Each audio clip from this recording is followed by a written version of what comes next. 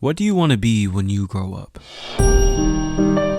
We've all heard this question at least 1,000 times. When you were younger, you probably wanted to be an astronaut, professional athlete, or even the president.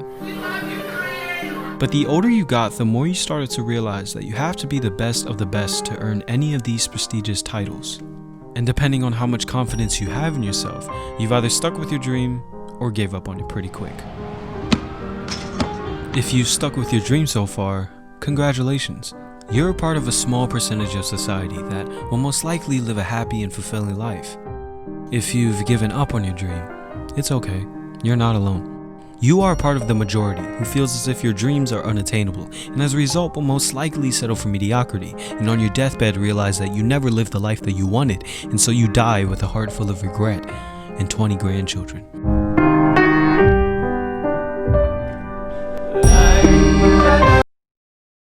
If you were offended or felt attacked by what I just said, I respectfully ask that you ask yourself why. Now, while you're thinking about that, I'll introduce myself. My name is Josh, and I'm a filmmaker. About 2 years ago, I started my freshman year of college. I was excited, nervous, but I felt ready, or so I thought. You see, going into college, I felt like I had a clear understanding of what I wanted to do. I discovered my passion for visual arts in my junior year of high school. I started off as a photographer and eventually transitioned to filmmaking, and I fell in love. Hey, let me see that smile. Hey, ugly. I was so infatuated that I applied to the best film schools that I could possibly find, and I even got accepted into one.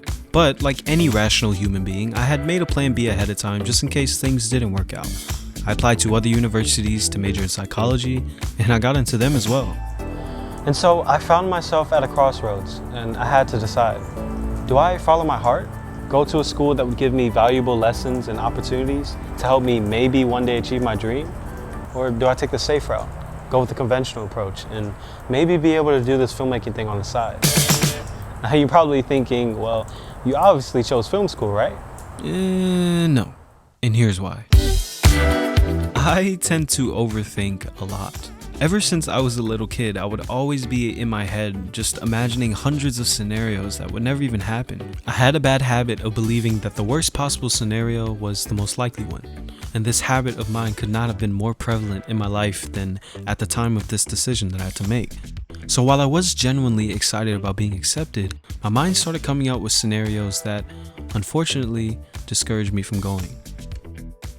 So the reason that I decided not to go to film school was simply that I was scared. I was scared of the possibility of giving up on my dream as a filmmaker because I'd somehow convinced myself that I just didn't have what it takes. And so I went into my freshman year and started my college career as a psych major. I quit before I even started. Okay, but why am I telling you this? Well, a recent survey asked about 2,000 Americans what they wanted to be when they grew up and if they ended up with their dream job. Of these 2,000 people, only 24% of them claim to have had their dream job at some point. But only 10% of that 24 still have that job today. This left 76% of people who never got their dream job. But that's not what surprised me. What surprised me the most were the reasons that people gave for not being able to chase their dreams. The top three were lack of skill, financial barriers, and prioritizing family. The one that stuck out to me the most was lack of skill. Most of these people believed that they didn't have the required skills or enough talent to get the job that they wanted. They simply believed that they just didn't have what it takes. Now this is only a small sample of people, I know, and everyone has their own challenges and own reasons for not being able to chase their dreams. But why is it so common for most people to go their entire lives without ever getting what they truly want in life? Well, in 2018, Casey Neistat, popular YouTuber, filmmaker, and entrepreneur, made a video highlighting the topic of excuses and how most people use them to justify why they can't go after what they want. This is you, and here are your dreams and aspirations and all that stuff. What stands between you and your dreams and aspirations are obstructions. What you have to overcome to achieve your dreams. Excuses are the obstructions that become the reasons for you abandoning your dreams. Each obstruction that is not overcome becomes an excuse. And these excuses ultimately take the place of your dreams. And then all that's left are you and your excuses. To further drive home his point, he introduces his now late friend, Quentin Kenahan, a person who's had more obstructions in his life than you or I could ever imagine. Long story short, he overcame them. One of Australia's favourite characters, who is a filmmaker, producer and disability advocate, now has something else occupying his time. Quentin Kenahan has landed a role in a big-budget Hollywood movie. Richard, I want to see. Richard, go see what's agitating Dad. Now you might say, well, he's different, he's special, or that he was an extraordinary human being with unique circumstances and a relentless drive. I could never do what he's done. And while those statements may be true, he still shared a commonality with the rest of us. He was human. He was born into this world the same way as you and I were, and he was dealt one of the worst hands right out of the gate. And yet, he still persevered and lived his life the way that he wanted, because he never allowed his obstructions to excuse him from doing anything. But hey, I get it. Life is hard. And I've definitely had moments of self-doubt and eternal hopelessness too. So what can we do to make it better? Drugs. A lot of drugs. What? No. Oh, that's not what... I mean, it was a part of the script, so I just thought, you know what, never mind. I don't do drugs or anything, I just... There's a lot of things that we can... You're so stupid. I know. Look, there's a lot of things that we can do to make a change in our lives. You can start working out, read more books, maybe try a new diet. But the first and most important step that anyone should take towards a better life is changing your mindset. Now, I'm not a life coach, nor am I saying that I have it all figured out.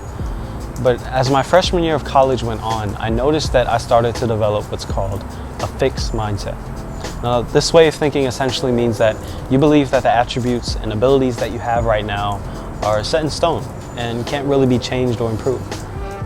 I also started to believe that whatever happens in life is just the way that things are, and there's really no changing it.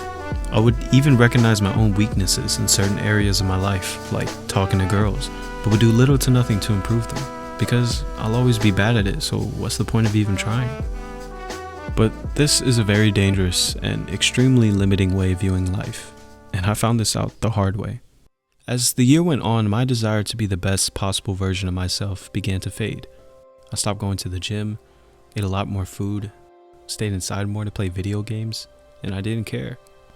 But worst of all, I stopped doing what made me feel alive the most. You see, because I had developed such a passive mindset, I was putting off a lot of goals that I had set for myself, including, of course, my dream to be a successful filmmaker. I started to come up with a bunch of excuses, especially for things that required a lot of commitment. I would choose the easier and less challenging option more often than not because I was afraid of failure, judgment, and being uncomfortable. And with my habit of overthinking things being as toxic as I already was, it just made everything worse. I even went through a couple of depressive episodes, and at my lowest point convinced myself that I would never amount to anything. But then I had a moment of clarity. I suddenly realized that my negative outlook on life was the main source of my discontent. It affected the way I thought about people, topics of conversation, and life itself. So I decided to change my mindset and try to look at life through a different, more positive lens. I made a point to myself to stop stressing over the things that I have no control of, like people's perception of me, and instead focus my time and energy on the things I do have control of, like my health or how much money I spend. But most importantly, I count my blessings and try to make the most out of each and every day. And believe it or not, things actually started to get better for me. I'm not jumping out of airplanes or climbing Mount Everest. Most of my days are still relatively boring with the same routine. And I know that it's impossible to completely avoid negativity or having bad days. But with the mindset that I have now, I know that it is possible to overcome these things. So now going into my junior year, I hope to continue to look at life through this new lens and take advantage of what this short life has to offer. I encourage myself every day to embrace failure and be uncomfortable, because I know that these things are essential for growth in all aspects of life. And I tell myself not to worry about how dumb I may look in front of other people, because their opinions don't matter. But most importantly, I constantly remind myself to never let the obstructions in my life become my excuses. I'm just not going to let myself ruin my life.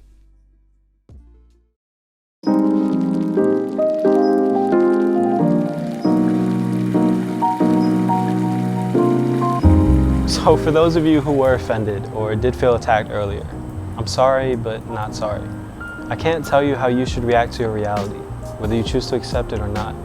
And I'm not trying to tell you how to live your life, because trust me, I'm still figuring this thing out for myself. But what I can leave you with is another question. When you need to be somewhere important, or you're running late to an event that you really want to go to, but there's a traffic jam, or something that just gets in your way and slows you down, do you just turn around and go home? Or do you stay the course? Maybe find another way. Thanks for watching. I'll see you next time. Oh, finally. Jesus Christ, it's hot.